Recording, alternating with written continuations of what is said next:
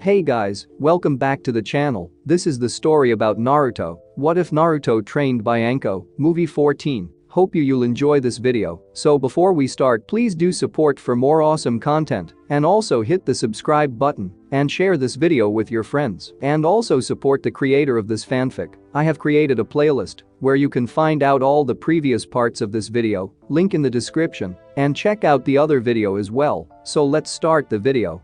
A new Hokage. Uchiha Sasuke was staring out the window with a pissed-off look on his face. He had woken up that very morning feeling like crap. According to the nurse that had cleaned him up, much to his embarrassment, he had been in a comatose condition for several weeks, and it was only thanks to Tsunade-sama that he was awake. While she was helping him into a pajama, again much to his embarrassment, she told him that Namikaze Naruto and Jiraiya of the Sannin had convinced her to come back to the village and that according to the rumors, she was going to be the Goddamn Hokage. Sasuke turned her out after that, as he was too angry at hearing that the dope of the class had succeeded in bringing back a woman who was famous for leaving the village, swearing she would never return. After she was done, the nurse left him alone in his room, saying that if he needed anything, she was only a press of a button away. This left Sasuke to think how he had gotten into this predicament. After racking his brain a bit, he remembered what had happened, and a scowl appeared on his face. Itachi had come back to the village and was not even interested in him. Sasuke had noticed how strange Kakashi had acted at the dango shop, and on a whim, he decided to follow him. Imagining the surprise when he saw his older brother, the one who had killed all those Sasuke held dear, standing there right in front of him, like he was challenging him to attack. He was about to attack his brother when he heard Itachi say that he wasn't interested in him, but instead wanted to know where Naruto was. That had shocked Sasuke more than anything, and it angered him even more, and he could not hold it back any longer. To his surprise, Itachi did not even move a muscle and just stood there waiting for him to strike. When Itachi grabbed his wrist and pulled him close, Sasuke could not believe the difference in power between the two of them. The Chidori was his ultimate attack, and his brother stopped it like it was nothing. Not only that, but it seemed Itachi was bored beyond anything. Then the pain came. A broken wrist was painful enough, but when he looked into Itachi's eye, things just got worse. Small flashback. "Do you know why you're weak, my foolish little brother?" Itachi whispered in his ear. Sasuke was on his knees holding his broken wrist, trying to bite the pain. "It's because you lack hatred. Maybe this will help you improve a bit." Sasuke, who couldn't help but look up at that statement, looked right into Itachi's Sharingan, but this wasn't the same Sharingan as before. His Sharingan had changed, and Sasuke found it impossible to avert his eyes. Next thing he knew, he was standing in front of the scene he had witnessed all those years ago. Standing there was a younger Sasuke, his parents lying dead on the floor, and a younger Itachi who just sheathed his Anbu sword. "Welcome to the world of Tsukuyomi, my foolish little brother," a voice said. "In here I control what happens. Do you remember this, Sasuke?" "Yes, this isn't a genjutsu or an illusion, but my very memory of that night." What is going on here?" Sasuke stammered, not wanting to see the murder of his parents again. "This is a gift from me to you. To ensure you'll get stronger and that you won't forget what happened that night," the voice answered. "In this world I control everything, and for the next 72 hours you'll witness the death of our beloved father and mother over and over again." To Sasuke's horror, the scene changed, and he saw how his older brother killed his mom and dad without hesitating and remorse. Repeatedly the scene replayed, and Sasuke could help but let out a scream. This was torture beyond anything he had ever imagined. To see his parents getting murdered like he was there was just too much for the young boy, and he fell to his knees and sobbed loudly. 71 hours 59 minutes and 59 seconds remaining, the voice said, and Sasuke screamed out in horror. In the real world, only a fraction of a second had passed, but when Kakashi and the other Jounin heard Sasuke scream and collapse, they knew something was very wrong. To Sasuke, however, the world had turned black and he slipped into a comatose condition. Then flashback. Sasuke shook his head, hoping to forget the horrors he had seen during his brother's attack. He instead focused on the fact that his brother was searching for Naruto and wondered what was so special about the blonde shinobi. Just thinking about him pissed Sasuke off. The blonde shinobi had changed so much in the last year that it was almost like he was a whole new person. Ever since he started training with that purple-haired woman, Naruto had undergone a transformation. He still remembered the day he encountered them in that shinobi-only shop where Naruto told him that he defeated a Chunin-level shinobi and that he was granted his Genin status because of it. At that time, he didn't know it, but now he knew that Chunin was Mizuki, one of their academy teachers. The man was not that powerful, but he was a Chunin nonetheless. Sasuke had no doubt he could beat him now, but wondered if he could have beaten him when he came straight out of the academy. The important thing was that since that day in the shop, Sasuke had seen the change in the dobe, and it made him nervous. How did Naruto get so strong in so little time? He furiously thought. After that, he didn't see Naruto for quite some time. Actually, it wasn't until the first test of the Chunin exam that he saw Naruto again, and he could see that Naruto had gotten stronger. He even had heard some rumors that one of the C-rank missions that Naruto and teammate had done turned into a higher rank and that they had faced and defeated an incredibly powerful Nukenin. Although he didn't want to believe it at that time, it was confirmed later on that Naruto had defeated and killed one of the Onikyūdai Chunin from the Mist and Momochi Zabuza, a high-level Jounin. I can't believe he defeated an A-rank Nukenin. How did he get so powerful? Sasuke scowled. But it was during Naruto's match with Gaara that he saw a bit of Naruto's true power. The technique that he used was devastatingly powerful. It not only destroyed the sand shield that covered Gaara, but also blew him away into the wall. Moreover, Kakashi's proclamation that the Rasengan was vastly superior to the Chidori in terms of power angered Sasuke even more. However, the invasion had been a great way to test his strength against strong adversaries, and he proved to himself that he too was strong by defeating several of the invading shinobi. It didn't matter to him that he ignored or disobeyed an order from a superior. All he wanted was to fight and to get stronger. When most of the shinobi were defeated, he had turned his attention to the fight between Orochimaru and the Sandaime. He had hoped to copy some jutsu with his Sharingan, but because of all the fighting, he had used all his chakra and was unable to activate his Sharingan any longer. When he saw Naruto break through the barrier that had stopped several Anbu, he cursed loudly. Once again, the dobe had managed to surpass him, and it started to piss him off. That fight was beyond anything I could or can do.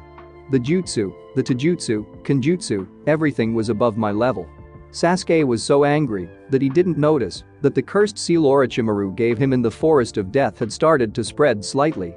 Seeing Naruto fight side by side with the Sandaime, defeating the Shadaime and Nidaime, and eventually Orochimaru himself had confirmed everything. The dobe was anything but a dobe. Instead, he was promoted to Chunin together with that lazy Nara, while he and Uchiha had been berated for disobeying an order. The final insult was when Naruto's parenthood was revealed to the village. The fact that Naruto was the son of the famous Yondaime Hokage seemed to make Naruto very popular all of a sudden. They used to treat him like dirt, and now they fall on their knees for him. Sasuke sneered. Although this wasn't the truth, Sasuke saw it that way. Many people had been reconsidering their feelings about Naruto, but many of the older people in the village were still wary around him. Son of the Yondaime or not, he still had the Kyuubi sealed inside him, and this made him dangerous. Still, they figured that it wouldn't be a good idea to openly show their hostility towards Naruto, as he had been getting more popular with the younger crowd. The help Naruto provided after the invasion had helped a great deal in convincing people that he wasn't the Kyuubi after all. Sasuke continued to think and got angry until a voice came from the doorway. "Yo," Kakashi said lazily. He had been observing Sasuke for a few minutes, and what he saw didn't impress him. Apparently, Sasuke's anger was so great that it prevented him from noticing his surroundings, something that could get a shinobi killed. Kakashi didn't have to ask why Sasuke was so angry. It was written on his face, and it showed in his eyes. "What do you want?" Sasuke said with some malice in his voice. "I'm glad that you're awake, Sasuke. You got us worried there for a moment," Kakashi said while entering the room. "Whatever." Sasuke just turned his head back to the window and stayed silent. "Yes, well, I came here to tell you that you'll be able to leave the hospital in a few days. Also, starting then, you'll be part of a special unit designed to defeat the group called Akatsuki," Kakashi said, knowing that this would interest Sasuke. "Akatsuki? What's that?" Sasuke said curiously. "Akatsuki is a group of S-rank Nukenin, one of whom is your brother and the man you saw next to him. We don't know their goal, but it's safe to say that they are a threat to Konoha." Kakashi shrugged. When Sasuke heard that Itachi was part of this group, he immediately agreed to join this group of elite fighters. He could already imagine the things he would learn while training with such a group, but he would have to make it perfectly clear that Itachi was his to kill. He wouldn't allow anyone else that privilege. After all, only an Uchiha can defeat and kill an Uchiha. They were the elite of the elite, everyone knew that. He could already see Naruto's face when he told him that he was selected for a special unit. Beat that done. He smirked. Meet us at the training ground at 6 am when you get out. You will be training with Team 8, Team 10, Team Guy, Sakura, and Naruto in physical training, ninjutsu, genjutsu, and taijutsu. Kakashi continued. Wait a minute, you mean that this special unit is made out of genin? Sasuke all but shouted. That's right. Hokage-sama selected our teams personally, saying that all of you have the potential to become strong enough to deal with S-rank Nukenin. Kakashi said, smiling, although his mask covered it. This can't be happening. Just when I thought I surpassed Naruto. Sasuke thought, his anger coming back in full force. Oh, one last thing, Sasuke. You are forbidden to use the Sharingan to copy jutsu or any techniques from your fellow members of your group. Kakashi said seriously. What? You can be serious? Sasuke said loudly. I'm very serious about Sasuke. Copying jutsu from enemies is one thing, but to steal them from your friends and allies is a whole other thing. Trust me when I say that even I don't copy jutsu from fellow Konoha shinobi. To do so would not only be dishonorable, but it would be an insult to those who worked hard to master those techniques and jutsu. Kakashi explained, hoping Sasuke would understand what he was trying to say. So how do you expect me to learn new jutsu and get stronger? Huh? Sasuke said, glaring at his sensei. By learning them like you did before you acquired the Sharingan. By practicing and training, then, and only then will you truly master them. Kakashi patiently said. Besides, Naruto and the rest won't allow you to copy their jutsu anyway. By now, Sasuke was fuming mad. First he heard that he would have to work and train with Naruto and the rest of those loser shinobi, and then they forbade him from using his Sharingan, his birthright. Who cares if he copied a few jutsu? He was an Uchiha, and the Sharingan was part of him. He would have to start thinking that they wanted to hinder him in his quest of getting stronger. This was preposterous in his opinion. Sasuke, I know you like to depend on your Sharingan, but you really should learn how to fight without it. If you're strong enough to fight without it, then you'll be twice as strong when you do use it. Kakashi said, seeing how mad his student was getting. He really hoped that Sasuke would adapt and learn to work with the rest of the genin. Together they would be a force to be reckoned with, but they needed flawless teamwork if they wanted to go against the Akatsuki. Think about what I said, okay? Sasuke didn't bother to acknowledge Kakashi's parting and just continued to brood while staring out the window. Things were spiraling out of control and he needed to get back on track. He figured he could give this special unit a chance, seeing that Kakashi and the rest of the Jounin sensei were the best in their field, so he should be able to pick up some useful stuff. But once he had learned everything they offered, he would have to find another way to get stronger. By the time Naruto and his team had finished eating, it had already gotten dark, so they decided to go home for the night. Tomorrow would come soon enough, and to be honest, most of them were still tired and hurting from Guy's training that morning. After saying their goodbyes, Anko and Naruto linked hands and walked towards Anko's apartment. Naruto, however, had been thinking about moving into the home his parents left him in their will. While nobody had lived there for a very long time, Sandaime had someone clean it every once in a while, so that when Naruto decided to move into the house it would be ready for him. While he loved Anko's apartment, he found it to be a waste of time to pay rent every month while he had a house where they could live. Now that his heritage had been announced and most of the shock had passed, perhaps it was time to take the next step. When they arrived at the apartment, Naruto opened the door and went inside, still holding his girlfriend's hand. Anko-chan, I've been thinking about something. Naruto said, not really knowing how to begin on the subject. Thinking? About what? Anko asked. You know that my mum and dad left me their house, right? Naruto asked, to which Anko just nodded. How would you feel about living there? You want to move out? What about the apartment? She asked curiously. She rather liked her place. It was cozy, not too big, but not small either, and with Naruto here it finally felt like home. Don't get me wrong, I love this place, but it seems kind of silly to pay rent when we can live together in a house, don't you think? He shrugged. I'm all for it, though I think it would be better if we visit the house first, don't you think? Do you know where it is? Anko asked.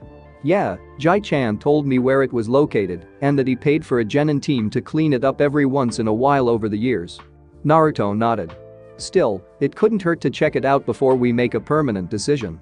Anko nodded and hugged Naruto close. She knew how much this house meant to him. It was the house he was supposed to grow up in, a place he could call home with his parents, but unfortunately Kyuubi had destroyed that possibility when it attacked Konoha. She also knew that moving there would be an emotional happening, and she vowed to talk about it with him later on. It could wait until they had seen the state of the house.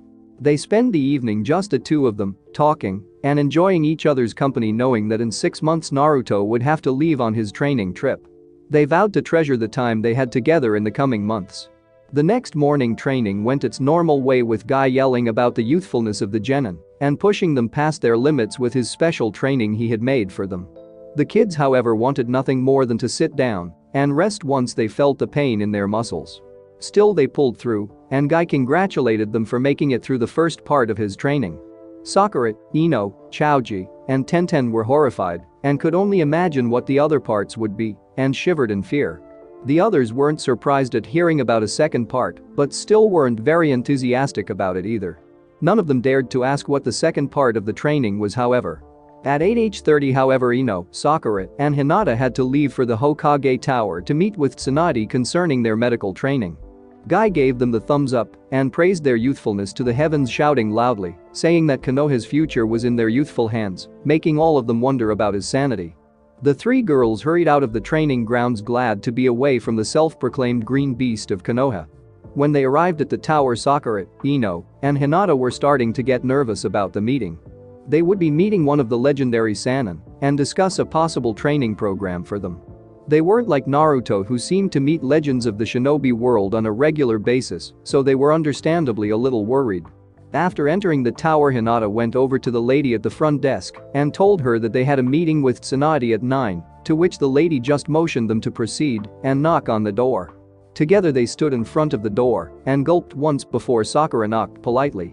After receiving the okay to come inside, she opened the door and simultaneously they stepped inside. Good morning, girls. Tsunade told me about your meeting with her last night. She'll be here any minute, so why don't you sit down for a moment? Sandaime said, noticing how nervous the girls were. Good morning, Hokage-sama. They said, sitting down. Really, girls, there's nothing to be nervous about. Take Naruto for example, he never gets nervous around me. Sandaime said with a smile. Yes, but Naruto is hardly a normal person, is he? Hinata said, laughing a bit, making Sandaime laugh loudly. She knew about the closeness Sandaime and Naruto shared. You might be right there, Hinata. He has always treated me like a grandfather instead of the leader of this village. In fact, I don't think he has ever called me Hokage-sama in all these years. Sandaime said with a pensive look on his face. Sakura and Ino, who had always wondered why Naruto and the Hokage were so close, figured it was because Naruto was the son of the legendary Yondaime, so they didn't question it any further. Just then the door opened again, and Tsunade and Shizune entered the room, making the three girls jump up from their seats, greeting both of the women. Good morning, Tsunade-sama, Shizune-san. The three of them said together. Well, I'm glad to see that the three of you aren't like a certain other blonde Chunin we know. Tsunade said, glad that they at least showed a respect. Come now, Tsunade-sama, you know Naruto-kun doesn't mean anything when he calls you Tsunade-bachan, that's just how he is. Shizune said, trying to defend Naruto. Yeah, whatever, enough about the gaki. Now you two must be Sakura and Ino, right? Getting affirmative nods, Tsunade continued. Hinata here told me that you're interested in becoming a medic nin just like her, is that correct? Another nod. Very well, tell me why you would think I should teach you? She pointed at Hinata. Well, I've always enjoyed making medicine from herbs ever since I was a little girl, but it wasn't until Naruto told me that a shinobi isn't just someone who kills or injures people that I started considering becoming a medic nin. I told him that I don't enjoy hurting other people and that maybe I should quit being a shinobi. She said, recalling the incident made her chuckle a bit. He sure told me that day. He was furious at me for giving up so fast without trying and said that if I didn't like hurting people, then I should learn how to heal them instead. Ever since that day I've tried to become the best kunoichi I can be. Becoming a medic nin isn't just a dream anymore, it has become one of my goals in life. Hinata finished proudly. Yes, the gaki has a way with words, doesn't he? Tsunade said, smiling. She too had received one of Naruto's life-changing speeches after all. Hinata agreed with a smile and a nod. Alright, how about you, Sakura? I didn't get one of Naruto's speeches like Hinata, but I guess the reason why I want to become a medic nin is that I too want to keep my friends and family safe. If I can become a medic, then I can help my teammates and friends when they're hurt, making sure that they come back home to me. To be honest, until the Chunin exams I was a useless fangirl chasing after Sasuke-kun, but I made a promise to Hinata-chan that I would change and become a kunoichi worthy of Konoha. Sakura said softly. She was a bit ashamed to talk about her fangirl period, but she needed to show that she had changed for the better, not only to Tsunade, but also to Hinata. So you want to keep those you love safe and out of harm? Tsunade asked. Very well, and last, but not least Ino? My reason is about the same as Sakura, Tsunade-sama. Like her, I was chasing Sasuke instead of trying to be the best kunoichi I could be. I've been trying to rectify that ever since the Chunin exams. My teammates are my friends, and I want them to be safe, and if I become a medic, then I can make sure that none of them ever leave me. Ino said with confidence. Very good reasons indeed, but I have one last question for the three of you. Tsunade said, leaning back in her seat. Do you have what it takes to complete this training? She held up her hand showing she wasn't done yet. Let me tell you girls that being a medic nin isn't that simple. There will be times where you won't be able to help those in need. That no matter what you do there will be times that you won't be able to save your patient. Can you handle the responsibility of having to take decisions that could mean life or death? This is the duty and curse of a medic nin, now tell me, can you handle that? A loud yes from the three girls was the answer, and Tsunade smiled while looking at Shizune, who nodded. They had been impressed with the three girls, and their decision was clear. They would train them to be the next generation medic nin. They would entrust the future of Konoha to them by teaching them everything they knew. Slowly Tsunade stood up and walked in front of the girls, who looked up at Tsunade. Your training starts tomorrow. Be at the hospital at 4 p.m. Shizune will take care of your training in the beginning, but as you progress you'll be entrusted with working at the hospital. When I deem you're ready I'll take over from Shizune and train you myself. You girls better be ready, because we'll work you to the bone, do I make myself clear? Tsunade finished loudly. Hi, Tsunade-sama. The three yelled out equally loud. Very well, you're dismissed. Tsunade said. The girls nodded and bowed to Sandaime and the two women and left the office. A loud yes, we did it, was heard a few seconds later, making Tsunade, Shizune, and Sandaime chuckle. Tsunade liked the three girls and thought that if they would be able to finish the necessary training they would be wonderful medic nin and a valuable asset to Konoha. Becoming a medic nin was hard, and not a lot of people would be able to complete the training. They certainly are motivated, aren't they? Shizune said, smiling. The three of them have made an enormous change over the past year. Sandaime said while taking out his pipe, much to Tsunade's displeasure. Let me guess, the Gaki played a role in their transformation. Tsunade said while waving her hand to prevent the smoke from reaching her. Indirectly yes, he forced Hinata to confront her own feelings, and in turn she forced Sakura to face her own feelings. Ino and Sakura however were rivals for years, but everything changed after the Chunin exams. Sandaime said. Ino was defeated by Uchiha Sasuke in the preliminaries, where he attempted to use a Kaiten jutsu against her. It seems she took his aggressive nature very badly, and her feelings for the young man seemed to have lessened a great deal. You know, I haven't heard much good about this Sasuke. Do you think he'll be in trouble? Tsunade inquired. Sasuke is obsessed with killing his brother, and the trauma he suffered all those years ago makes him rather unstable. I hope that he learns to open up to the rest of the genin, but I'm afraid that won't be so easy. Sandaime sighed. Maybe we should let Naruto-kun talk to him? Shizune said, half joking, half serious. Unfortunately that would prove to be even harder. Sasuke and Naruto have a complicated history together. During their academy days Sasuke was the best in class while Naruto, though not his fault, was dead last. Naruto saw Sasuke as a rival, someone he wanted to surpass, but Sasuke refused to acknowledge Naruto in any way. Then Naruto started training with Anko and got much stronger in only 6 months. That he not only surpassed Sasuke and became a Chunin before him must have been a huge shock to Sasuke, and it resulted in him starting to dislike Naruto even more, maybe even hating him. Sandaime explained to Tsunade and Shizune. The fact the dead last surpassed a Rookie of the Year must have been a tough nut to swallow for someone like Sasuke. Tsunade agreed. We'll see what happens, but you should know that Orochimaru has taken an interest in Sasuke and even gave him a cursed seal. This alone is reason for worrying, but as long as he doesn't do anything that could endanger Konoha, there's nothing we can do," Sandaime said. Of course, Orochimaru has always been jealous of the Uchiha for their capability to copy jutsu. Tsunade understood why her ex-teammate would be interested in Sasuke. Let's leave this subject for another time. Are you ready for tonight? No doubt rumors have already filled the village about you coming back, Sandaime said, making Tsunade groan. I'm as ready as I'll ever be, I guess. Tsunade sighed. She didn't look forward to the announcement that she would become the Godame. Sandaime nodded, and together they started looking over the preparations they had made for the ceremony. The council had accepted Tsunade as Godame the night before, and to Sandaime's surprise, none of them had any problems with her taking the position of Hokage. In the evening, the rest of the village would know who their new leader would be, and Sandaime hoped that everything went fine as well. The whole village would be assembled, shinobi and civilians included. For the genin, time went fast between training with the other teams and their own training. The day was over before the genin realized it. The afternoon training was cut short so everyone could get ready for the ceremony that would take place later that evening. The girls needed time to put on their best kimono, and though the men needed less time to get ready, they too were dismissed to get ready. Anko and Naruto returned to her apartment after Kurenai, and Anko had a small disagreement about what Anko would wear. Kurenai wanted her friend to put on her best kimono, while Anko wanted nothing more than to go in her usual outfit, saying that she wasn't a kimono girl.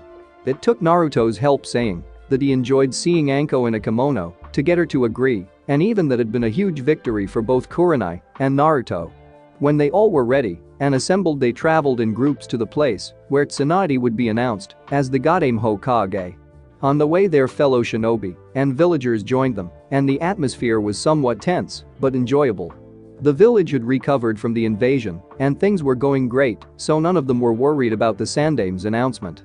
Of course, the fact that rumors could be heard about Tsunade's return could have contributed to this. As shinobi, the group managed to get a prime location, and together the group waited for Sandaime to make his appearance on the stage. People were talking loudly about what they thought was going to happen, and Naruto had to stifle a laugh and a grin when he heard some of the more outrageous things he heard. Finally, the Sandaime arrived at the scene, and as soon as he approached the stage, the crowd went silent. Naruto couldn't help but smile at the respect and authority his Jai-chan seemed to command, and hoped that by the time he got to be Hokage, he too would be able to silence the whole village just by arriving. People of Konoha, I stand before you today with an announcement that will rock Konoha to its core. Sandaime began before he let out a small chuckle. Again. Most of the crowd smiled, as well knowing that their leader referred to the announcement he made some time before about Naruto's heritage. When he lifted his hands, the crowd went silent once again. Over the past few months, I have seen Konoha at what might have been its weakest point and its strongest only a few days later. The invasion that threatened to destroy our beautiful village was a turning point for many of us, Sandaime said while quickly looking at Naruto, who smiled back at him. On the day of the invasion, I was told that Konoha had become stagnant and that a change was necessary. I now see that person was right in saying that Konoha needed a change. People started talking amongst themselves, wondering what Sandaime wanted to say. You see, I have been Hokage for many years, and not once have I regretted becoming the protector of this village. I've considered it my privilege and my duty to ensure the safety and happiness of each and every one of you, though sometimes I have failed in my endeavors. Sandaime continued. And just like the almighty trees that surround our village, I've grown old, and I feel that I'm unable to protect Konoha at a level that is necessary. It is for that reason that, as of this moment, I, Sarutobi Mamoru, resign from my position as Hokage. To say the crowd was shocked at this announcement was a huge understatement. Even with several rumors going around, nobody had thought that their leader would resign today. People were starting to get nervous, and most of them were wondering who would be their new leader and what would that leader be like. Almost everybody in the village adored the old Sandaime, as he was fair to everyone and strict to those who deserved it.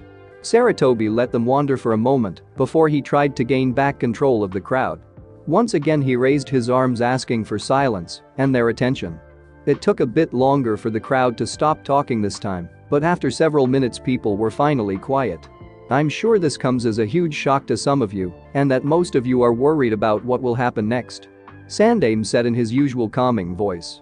I assure you, there is nothing to worry about, as I already have chosen my successor. I have the utmost confidence that my successor will be everything this village needs in a leader. There is no doubt in my mind that she will be a better leader than I was. People of Konoha, I present to you Godame Hokage, my former student and member of the legendary Sannin Tsunade. Saying this, Sarutobi took a step back, allowing Tsunade to come forward so she could greet the crowd. Upon hearing that Tsunade, one of the legendary Sannin, would be their new leader, almost everybody in the crowd relaxed, knowing that she was able to defend the village in time of need. Not only that she was a direct descendant of the Shadame Hokage, so being a Hokage was in her blood. A lot of people adored Tsunade, seeing she was an excellent kunoichi, a fabulous healer, and an inspiration for many, so most of them were very excited to have her as their new leader. When Tsunade reached the stage, the crowd exploded into cheers and applause, showing her that the village approved of her becoming the next Hokage. People of Konoha, I thank you for your warm welcome. Tsunade began her speech. I won't bore you with a long speech like Sarutobi-sensei, seeing that I'm not used to speaking to such a large crowd just yet. People were laughing and smiling at seeing one of the Sannin standing there uncomfortably, and they started to encourage her by calling her name and clapping in their hands. From the front row, a loud "You're doing great, Bachan" could be heard, courtesy of a blonde shinobi. Tsunade, who had heard Naruto's words, glared at him with a look that promised a lot of pain when she saw him again. Naruto just ignored the glare and continued laughing loudly. When I heard that Sarutobi-sensei had chosen me to be his successor, I first thought that he had finally lost it. She said, smirking at the man, and the crowd laughed again, but I soon realized that he only had the best interests of the village and everyone living in it at heart. He deemed me worthy of becoming the protector of this village, so after careful consideration and some encouragement from my closest friend and my precious people, she stopped and looked at Shizune and Naruto before continuing. I decided to take up the mantle and to become the Godame Hokage. I stand here before you today with a promise that, as of this very moment, I will protect Konoha and everybody who lives in this village with my very life. I promise you that, as long as my heart beats and my lungs draw air, I will protect this village. And like one of my most precious people, I never break a promise, she said before bowing to the silent crowd. As one, Naruto and the gang started clapping, and soon the whole crowd was cheering at the top of their lungs. The celebrations that followed went on until the early morning hours, though Naruto and his friends didn't join in the partying, as they had training the following morning. Just another day in Konoha. The following morning, Anko and Naruto walked towards the training grounds, amazed at how many people they saw along the way. Apparently the party had lasted until the early hours, and they saw more than a few people sleeping off their hangovers on the side of the road, or in one case in the middle of the road. They even saw a young couple snoring half naked in a small alley, too drunk to finish what they started. This had Anko laughing loudly. Naruto, on the other hand, was amazed at how some of the grown-ups in the village acted. Luckily they hadn't encountered anyone they knew so far, and he hoped it would stay that way. Leaving the business district, they met up with Kurenai, who, as always, was waiting for them, and together they continued their walk towards the grounds. Seriously, some people need to learn some restraint, Kurenai said before sighing. I had to yell 3 times before those party animals next door would shut up. I even considered using some of my Cruller Genjutsu on them, so they would be quiet. Now Kurenai, you can't blame them. After all, everyone was happy that someone like Tsunade is the new Hokage, Anko said. While I understand their feelings about our new Hokage, that's no reason to keep other people awake with drunken singing and yelling in the middle of the night, Kurenai said. It was clear to both Anko and Naruto that she hadn't slept very well and probably would be in a bad mood for the rest of the day.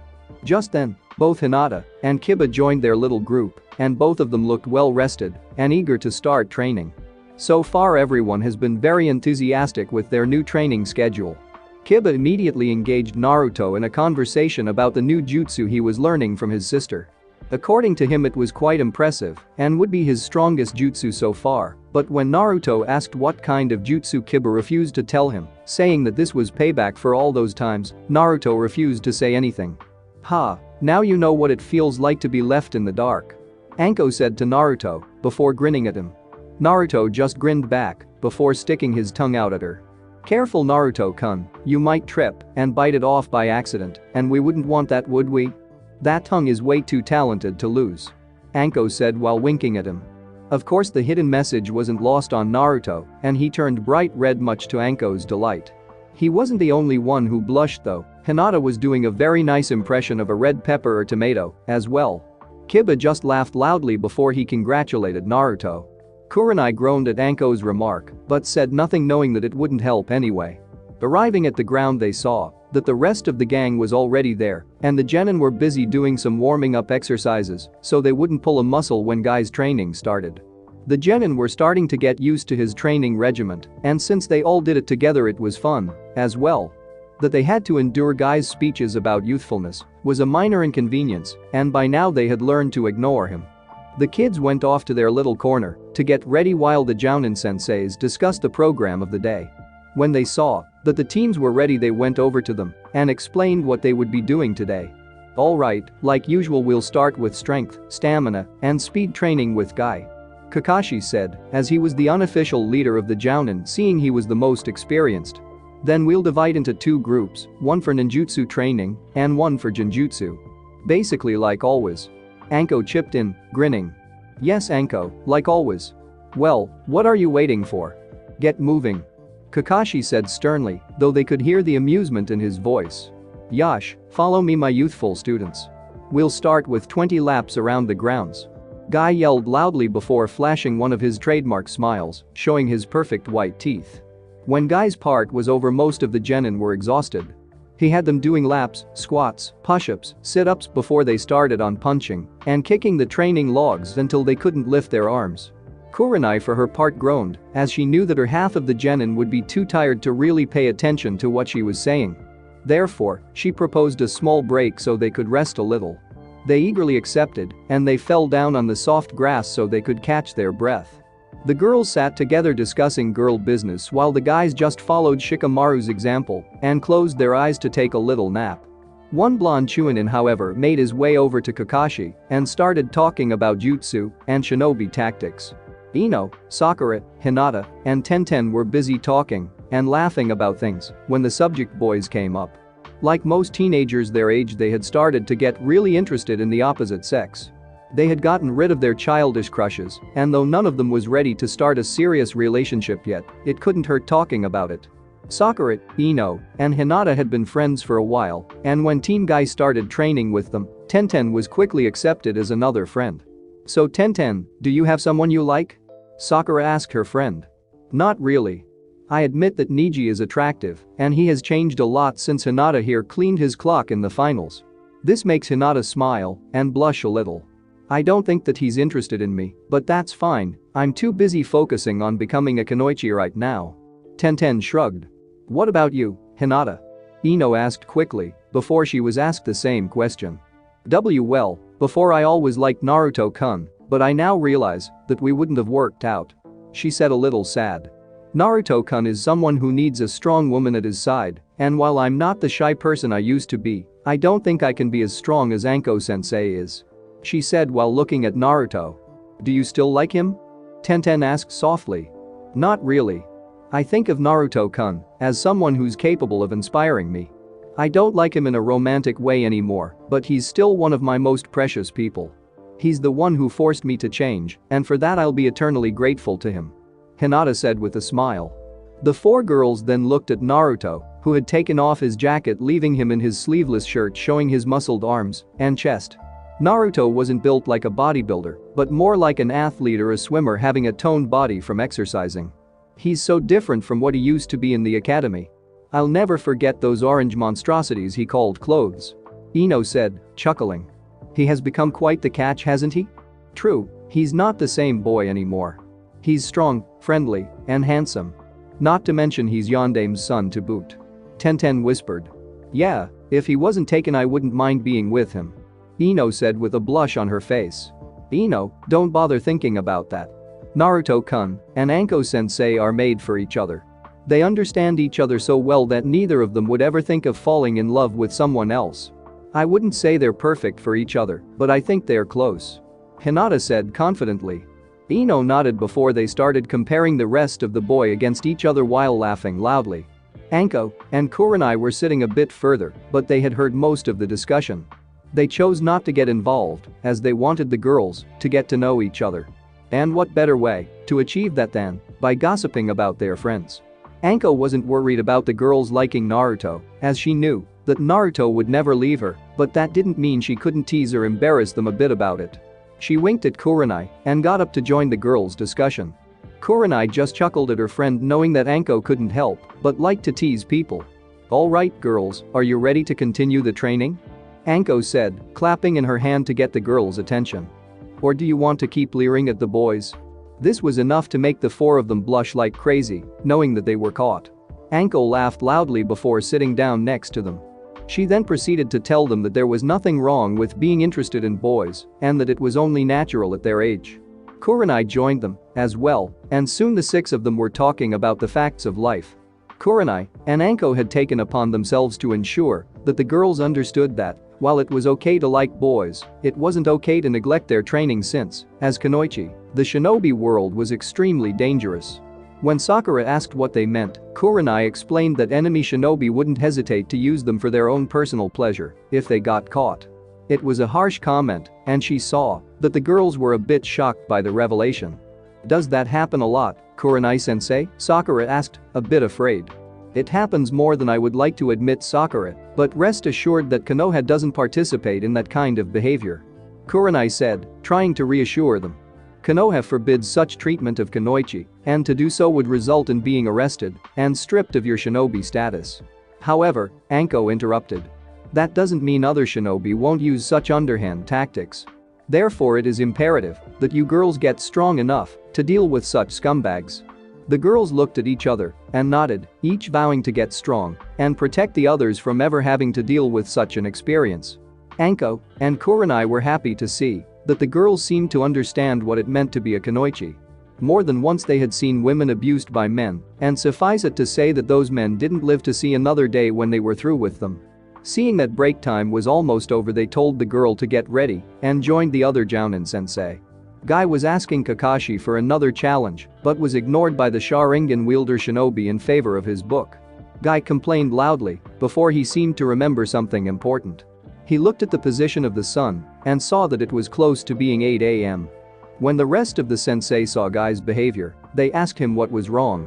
"Tsunade-sama told me last night that she wants to examine Lee's condition today so she could start on treating him as soon as possible. I promised Lee that I would accompany him," Guy said. The rest of the genin who had heard Guy told him to tell Lee that they were all behind him and that they were waiting for him to join them as soon as possible. This of course made Guy yelled out about their youthfulness and their power of youth before he bid his goodbye. In his home, Lee was waiting for his role model who had promised to join him for the examination. Truthfully, Lee was terrified to hear the results from Tsunade. While she had said that she would be capable of curing him, he was still worried.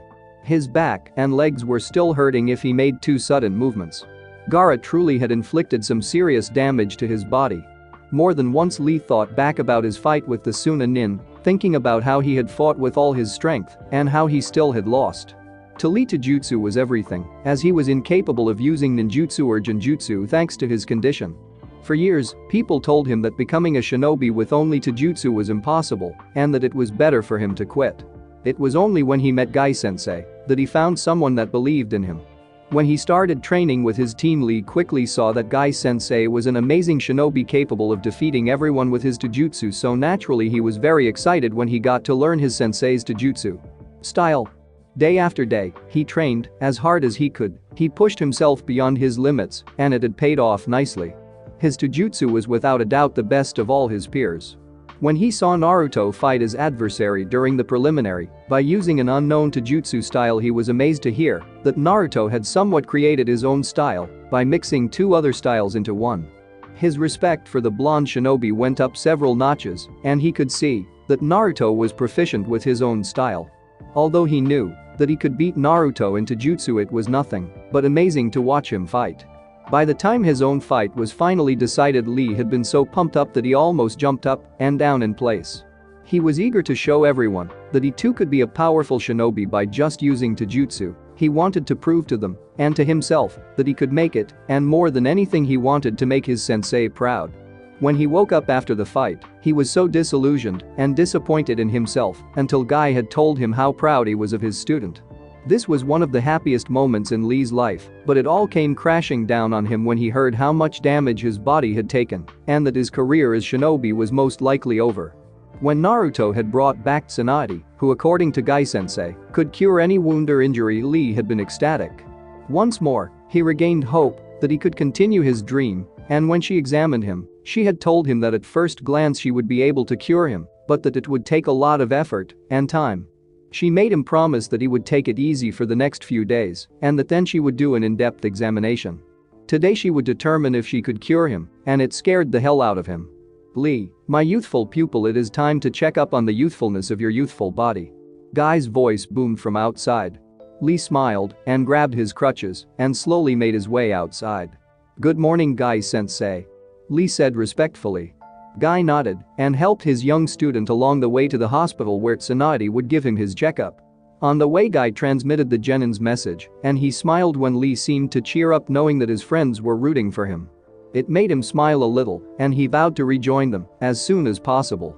When they reached the hospital, Guy inquired if Tsunade was already there and the lady at the reception told him that she was waiting in examination room 9. He thanked her for her youthful answer, confusing her to no end. Let's go, Lee. Guy said in a much quieter voice than usual. He had long ago learned that shouting in the hospital was frowned upon, so he tried to restrain himself. After knocking on the door, they went inside and saw both Tsunade and Shizune waiting for them. After greeting both women and once again thanking them for all the trouble, Lee stepped forward and sat down on the chair in front of Tsunade. When she asked him, he pulled off his shirt, allowing her to use her medical jutsu to examine the injuries his back had suffered. While Tsunade was doing that, Shizune was asking questions to Lee, not only to distract him a little, but also to find out if he had any other pains or problems. Tsunade had finished with checking his back, so now they were looking at his leg, which had suffered some damage as well from Gaara's attack. When she was done, she told Lee to get dressed again and to follow her into a private office. Alright kid, sit down and I'll explain what I've found. Tsunade said while she sat down as well. Guy, you sit down as well and don't interrupt me until I'm done. Tsunade-sama, do you have any further need for me? Shizune asked. No, Shizune, you can continue your regular duties. Tsunade said, shaking her head. Now, first let me tell you that your injuries are considerable. Let us start with your leg first. While the injury in your leg is serious, I will have no problem curing it. It will take some time before you'll have your mobility back, but with careful training your leg will be fine. Lee was feeling very happy that Tsunade would be able to help him recover. However, the problem is your back. I'll be perfectly honest with you, Lee, that injury is most likely beyond my capabilities. Tsunade said softly. She hated this part of being a medic nin. Bringing such devastating news to one so young was something she would never get used to. She saw Lee's face change from happy to miserable. Tsunade-sama, surely there must be a way to cure Lee? Guy was horrified. Let me explain why this injury is so serious. Lee, your spine has suffered a tremendous blow, and some bone fragments have nestled them very closely to your nerves center. While I possibly could remove those fragments, there's a pretty big chance the nerves in your spine will get severed. Tsunade tried to show both Lee and Guy by using a picture of Lee's injury. Tsunade-sama, what would happen if those nerves got severed? Lee asked, although he could guess the answer. You could be paralyzed at the least or die at the worst. Tsunade said softly. What is my survival rate? Lee asked again. I would have to say that the chance of success is about 50-50. Tsunade answered, looking straight at the genin. She could see the determination in his eyes and sighed. She wondered what this generation was all about. First Naruto, who managed to convince her to become Hokage, and now this kid, who would take a serious risk just to continue being a shinobi. Then I humbly request that you perform this operation. Lee said, falling on his knees. Why? Why are you risking your life? You could become anything you want and live a long time even with this injury. In time it will heal and you won't hurt at all. Tsunade asked Lee. Because becoming a shinobi is my dream. I want to prove that I can be a great shinobi by just using taijutsu. If I'm not willing to risk my life for my dream, then I'm not worthy of living. Lee said passionately. Well said, Lee. Tsunade-sama, please help my student. Guy exclaimed, kneeling before her next to his favorite student. Please don't shout inside the hospital. Tsunade sighed. Very well, Lee, if you're willing to put your life on the line for your dream, then I'm willing to take the risk as well. Tsunade said, smiling. Thank you, Tsunade-sama. Lee said while tears ran down his cheeks. We'll do some extra tests, and then we'll decide when to operate on you. Is that okay? She said. Hi, Tsunade-sama. Lee nodded. Good, now I want you to take it easy for the next few days. This means no training whatsoever, is that understood? She said sternly, getting a nod from Lee and Guy. Meet me here tomorrow at 9, and then we'll get started. At the training grounds, Naruto was practicing with his sword, as this was one of the areas he wanted to improve on. Granted, he had some devastating techniques, but his overall knowledge of Kenjutsu wasn't that great. It wasn't that he wanted to become a Kenjutsu master, but he wanted to reach a certain level of competence with using his sword. Tenten, who was watching as Naruto unsheathed his sword, was practically drooling at how his sword was stored in a 10-inch sheath. She had seen him use his sword at the Chunin exams against Gaara, and she had been very impressed with it. She remembered that she wanted to ask where he had gotten such a beautiful sword, but with the invasion and everything that happened afterwards, she didn't have the time yet. When she saw him move through what she believed to be katas he made on his own, she saw that he was fairly talented. She slowly approached him while unsealing her own katana from the large scroll she always carried around. Hey Naruto, do you mind if I join you? Tenten asked Naruto to stop for a second to look at her. Ah, Tenten-chan, you use a sword as well? Naruto asked, a bit surprised. He had seen her fight at the preliminaries and guessed that she used long-range attacks, judging by how she primarily used kunai and shuriken. Well, I do aim to be a weapons mistress, so I kind of need to be able to handle a lot of weapons. She answered with a smile. Naruto nodded and went over to talk to her a bit. It's just that I've never seen you using a sword before, so I assumed you were focusing on long-ranged attacks. He said while looking at the katana in her hands. I'll show you mine if you show me yours. Tenten said, wanting to tease him a little. She almost laughed out loud when he handed her his sword, blushing like crazy. When she inspected Naruto's sword, she was amazed at how good it felt in her hands. It was perfectly balanced, and the edge of the blade looked like it could cut through anything. It wasn't decorated with a design on the hilt, but it was magnificent in its simplicity. She did notice some carvings on the blade itself, and she wondered what their meanings were. She would have to ask him later on. She handed his sword back, and he sheathed it, seeing she had some questions about it. It's a piece of beauty, Naruto. Where did you get it? Tenten asked. Would you believe me if I said that I forged it myself? Naruto smirked. No way. Do you really expect me to believe that? Tenten exclaimed loudly, alerting the others of their conversation. Anko told the rest of them to keep working while she joined the two youngsters in their conversation. Believe it or not, Tenten, it's true. Naruto-kun forged it while we were training in the Forest of Death. Anko said, confirming Naruto's claim. He also made these for me. She then took out one of the throwing knives and showed it to her. Tenten took it from her and inspected it just as closely as she did with Naruto's sword. Just like the sword, its balance was amazing, and she handed it back to Anko, who carefully stored it back into its place. I'm sorry I didn't believe you, Naruto. It just seemed so unbelievable that you are capable of forging such amazing weapons. Tenten apologized to Naruto. Heh, don't worry about that, Tenten-chan. I'm still not sure how I managed to do so in the first place. Naruto smiled at her. Does your sword have a name? Tenten asked, now truly interested in Naruto's skills. A name? Why does it need a name? Naruto said while wondering what good a name would do. Naruto, a sword like this needs a name. A sword isn't just a weapon, you know.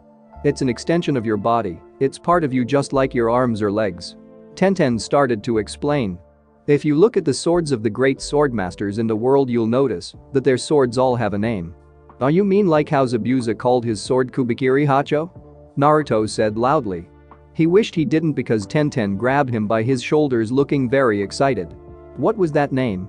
Say that name again. She yelled while shaking Naruto back and forth. Kubikiri Hacho.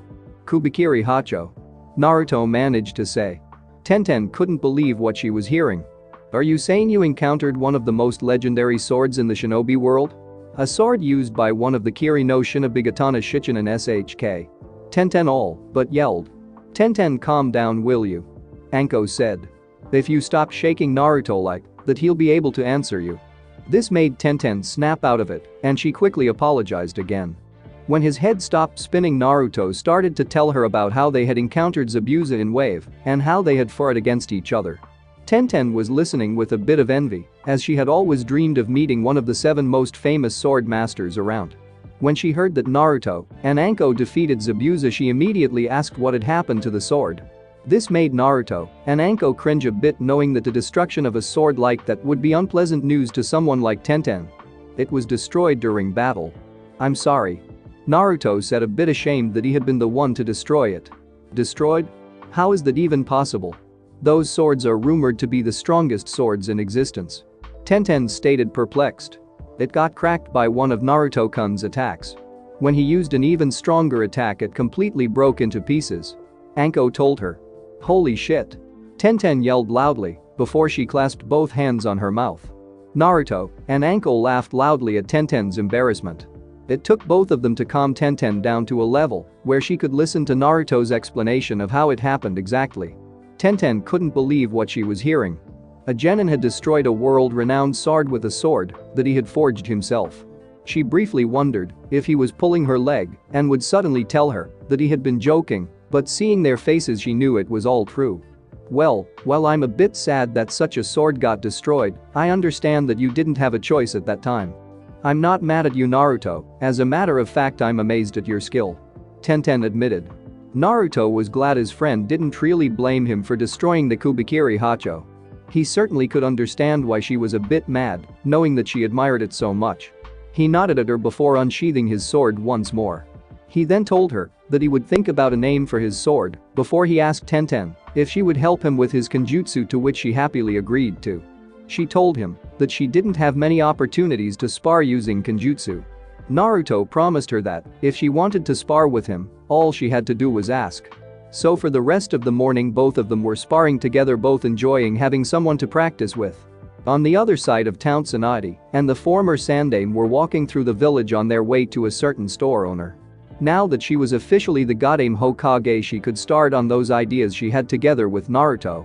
She was kind of looking forward to seeing the council's reaction to the changes. No doubt a lot of yelling and protesting would be involved, but this was something she needed to do in her opinion. She would have to show them that she meant business and that she wouldn't let anyone walk over her just because she was a woman. She followed her sensei inside the shop and together they went over to the counter. The man behind it was reading some magazine about the latest weapons available throughout the shinobi world. When he saw who it was, he quickly put the magazine away and greeted the duo. "Good morning, Godaime-sama, Sandaime-sama." Hideki greeted them. "Good morning, Hideki-san, there's no need to address me with that title anymore," Sarutobi said with a smile. "As for me, Tsunade will do, as well," Tsunade said. She remembered the man from when she was still a student under Sarutobi-sensei. "Thank you, Tsunade-sama, Sarutobi-san. Now what can I do for the both of you?" Hideki asked curiously before guiding them inside his house and offering some tea. "Straight to the point, I like that." "Very well, I'm here to ask for your assistance in a certain matter," Tsunade said before she started to explain what she wanted to deal with the civilian council. When he heard that she wanted him to become head of that council, he was very surprised. He couldn't help but ask why she asked him for such a position. Surely there was someone who was more qualified than he was. "I'm asking you because you came highly recommended by Sensei here, and Namek is Naruto," Tsunade explained. "I trust Sensei with my life, and I know he wouldn't recommend you if he didn't have the utmost confidence in you. And Naruto is an excellent judge of character, so I know you're someone who I can trust, as well." Naruto said that? "That boy keeps surprising me every time I see or hear him." Hideki chuckled, making Sarutobi smile, as well. "You don't have to give me your answer right away, but I would like to know as soon as possible," Tsunade said while standing up. "No need for Tsunade-sama. I'll give you my answer right now. I accept your offer, Hokage-sama. It would be my honor to serve you and my village once more. Besides, if both Sarutobi-san and Naruto-kun believe in me, then I can't disappoint them, can I?" Hideki respectfully answered. "Thank you, Hideki-san. Please join me later tonight for the council meeting. I'll make your appointment official then," Tsunade said gratefully. After saying goodbye, Tsunade and Sarutobi made their way back to the tower to prepare for the meeting later that day. Both knew it would be a heated meeting, so they needed to be prepared for anything. Tsunade briefly wondered if she should invite Naruto so he could explain his ideas to the council in person, but decided against it in the end. It would be bad enough as it is, so there was no need to make it worse. She knew that, while a lot of people had started to accept Naruto, there were still some people who hated him with a passion. When they arrived in her office, they immediately started checking up on the Shodame's laws to make sure everything she did was justified and correct. After an afternoon of browsing through several books and writing down some information, Tsunade, Sarutobi, and Hideki were making their way to the council chambers. Each of them was dressed in their best attire so that they would impress the rest of the council. Politics were not only about knowledge and power, but also about prestige and presence. The ability to impress others was a valuable skill to have for a politician. Tsunade opened the doors and, with her head held high, but without any sign of arrogance, she went inside and took her place on the Hokage's chair. Both Sarutobi and Hideki took positions standing next to her. Members of the council, I thank you for joining me today. We have a lot of work to do, so I'll get straight to the point. Tsunade said with authority. I'm hereby opening the first council meeting under the rule of the Godame Hokage. However, this meeting is special, as I will explain some changes that both the civilian and shinobi council will undergo. What do you mean by changes, Hokage-sama? Hyuga Hiashi said, voicing the question everyone wanted to ask. I'm glad you asked, Hyuga-san, but before that I would like to address some problems with the current councils. Tsunade smirked before leaving her seat and walking to the middle of the floor just in front of the seated council members. It has come to my attention that some of you think your position of council member allows you to gain power and to enrich yourself or your clan. I would like to rectify that belief. Tsunade said with conviction. Let me make one thing absolutely clear. The council's job is to assist the Hokage in running the village. In no way is the council to take any decisions without the approval of the Hokage. While Sarutobi-sensei may have been kind enough to allow some transgression, I will not. Do not take me for a weak woman who will let herself be pushed around. When I accepted the position of Hokage, I swore to protect this village from any threats, be it from outside or inside the village. This made a few council members feel a little uneasy knowing that Tsunade knew exactly who she was talking about. They would have to make sure that she couldn't find out if they went behind her back. With Sarutobi they had some leeway, as he was an old man and he needed the council to run the village. He was too old and tired to go toe-to-toe with the council on such small matters, but it seemed Tsunade would do everything in her power to make sure they were unable to go behind her back. Now that I have made it clear that I won't tolerate such behavior, I would like to express my gratitude to those who have served this council and our village with honesty and good intentions. Your work and efforts are very much appreciated. Tsunade said before giving them a slight bow. Alright, let me explain some of the changes I want this council to undergo. Tsunade then proceeded to tell both councils that, as of this moment, they would have a head who would only answer to her. This person would be the Hokage's representative in everything and would listen to the proposals made by the council. The head of each council would take care of meetings and would report to the Hokage once a week, and together they would decide what got approved or what got disapproved. They would have the power to decide on minor things, but urgent and important decisions would be made by the Hokage. When she finished explaining, the council was in uproar, and it took several minutes before they calmed down enough to allow some questions. Hokage-sama, who would be the head of each council? The head of the Nara clan asked. Good question, Nara-san. Let me introduce to you all the heads of the civilian council. Tsunade then motioned Hideki to come forward. I'm sure most of you recognize Hideki-san. For those of you who don't know him, this is Masahiro Hideki. He's a retired shinobi who fought alongside Sarutobi-sensei many years ago and has accepted to serve his village once more. Hideki bowed deeply to the members of both councils and was glad to see that many of them had recognized him. For the Shinobi Council, I have asked Sarutobi-sensei to take the position of head of the council, she said, and Sarutobi took a step forward. For the most part, the Shinobi Council was glad when they heard that their former Hokage would be their head. This is preposterous. One Shinobi Council member exclaimed. When Tsunade looked who it was, she saw that it was none other than Danzo. She remembered what Sarutobi had told her about the man. He was an old warhawk who had competed with him for the position of Hokage and who was known for his violent and aggressive way of thinking. You do not have the authority to implement these changes. Danzo yelled loudly. That's where you are wrong, Danzo-san. No matter if she disliked the man, she still had to be polite. It is written in the Shodame's law book that, and I quote, when a new Hokage is appointed, he or she has the power to form the council as they see fit. The council cannot be disbanded, but its composition and workings can be adapted to the current Hokage's wishes. End quote. Danzo was furious when he heard about that law. He hadn't known there was such a law in existence. After all, he didn't have access to those books, as only the Hokage was allowed to see them. This was a major problem for his operations. If Tsunade found out about his root division, she would certainly have his head. He would have to be very careful around her, he realized. He had hoped that he could influence her and guide her to his views, but it seemed that it wasn't meant to be. Curse Sarutobi for choosing her as his successor. You cannot just come in here and change everything just because you feel like it. Danzo spat. Didn't you hear what I just said? I can, and I just did. Tsunade smirked. Take it or leave it. You're just a foolish woman who thinks she's capable of being Hokage. Danzo said before he realized he said it out loud. The rest of the council gasped at his words and moved away from him. Before he could react, Danzo was slammed into the wall by Tsunade, who had a firm grip on his neck. The pain he felt from being slammed into the wall was nothing compared to the pain he felt in his neck. Tsunade truly had amazing strength, and she wasn't afraid to use it. She knew that she had to show them that she wasn't someone to mess around with.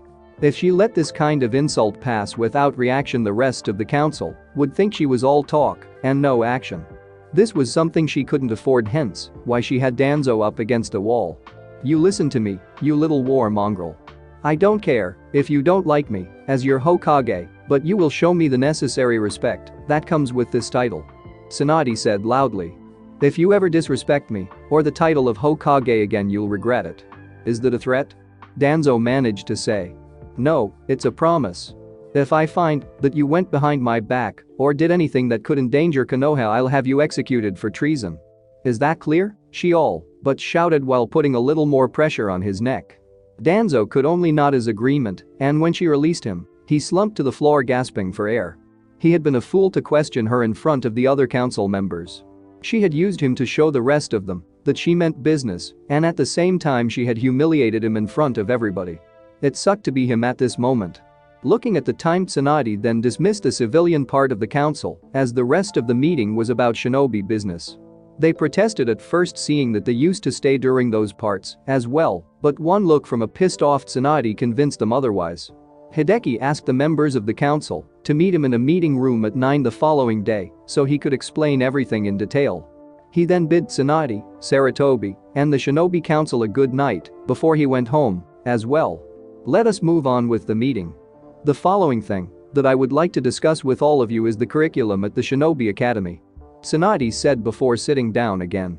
She hoped that things could be discussed in a peaceful manner without the shouting and yelling like before. She then started to explain her ideas and what she wanted to achieve with those changes. A lot of the shinobi present were very positive about the ideas and seemed to be very excited. When she was done explaining, she opened the floor for questions. Tsunade-sama, I'm sure I speak for all of us when I say that those are excellent ideas, but won't it take a lot of time and money to change everything? Hiashi remarked. That is why I propose to have a gradual change over the next few years. I thought that we could start with having the fourth-year students completing some D-rank missions and see what the result would be. Tsunade agreed. But who would supervise them? The academy doesn't have enough teachers to provide each team with a supervisor. Another member called out. That is true, but Sarutobi-sensei and I already have a solution for this problem. We asked several of our retired shinobi if they would be willing to guide a team during their D-rank missions. Tsunade explained. Most of them were willing to do so, and they also agreed to give them some training and advice during those missions. Of course, their experience is a valuable source of training and guidance. The Abiram Council member said. Hokage-sama, forgive me if this sounds somewhat disrespectful. I assure you that I mean no disrespect, but did you come up with these ideas on your own? Inoichi Yamanaka asked. No need to apologize to Yamanaka-san. The answer to your question is no, I did not come up with these ideas. As a matter of fact, none of these ideas are mine. Tsunade answered, shocking most of the council. Then who came up with these ideas, if I may ask? Inoichi said. Each and every one of these ideas was given to me by Namikaze Naruto. He told me That these were some of the things he would change when he became Hokage. Tsunade said proudly. Both she and Sarutobi were glad to see that most of the members looked very impressed and that almost none of them had any negative reactions to Naruto. It was proof of how much Naruto had impressed them over the past few months. Then I would like to propose to name the reforms as the Namikaze reforms. Hiashi said with a smile. When he heard from Hinata that it was thanks to Naruto that she managed to become strong, he had a lot of gratitude and respect for the young shinobi. The other council members seemed to agree with Hiashi, and Tsunade had no problem accepting it as well. She wondered how the Gaki would react when he heard about it. For the rest of the meeting they talked about how and when they would start the changes and who would be responsible for overseeing everything. It was late at night when everything was finally decided and the council members left for their home. Tsunade and Sarutobi went to her office so they could have a drink on the success of the first meeting. That wasn't so bad, was it? Sarutobi said while bringing the sake saucer to his mouth. I guess it could have gone much worse. I didn't expect Danzo to make such a mistake though. Tsunade agreed. Yes, that was unsuspected, but you did a good job on setting him straight. Sarutobi said, chuckling at the memory of Danzo being slammed into the wall. I just hope he doesn't try anything. Tsunade sighed. Don't worry about it for now. Focus on running the village and we'll deal with him when the time is right. Her sensei said. After talking a bit longer and enjoying the taste of sake, both of them went home in search of some much-needed sleep. The last few days had been tiring for both of them. The last thing that went through Tsunade's mind before she fell asleep was asking Dan and Nawaki if they were proud of her and a promise to protect the village as best as she could. Thanks for watching my video. Leave a like if you enjoyed my video and also do consider subscribing to my channel for more awesome content. If you want the next part of this story, let me know in the comment box. See you next time. Till then, sayonara.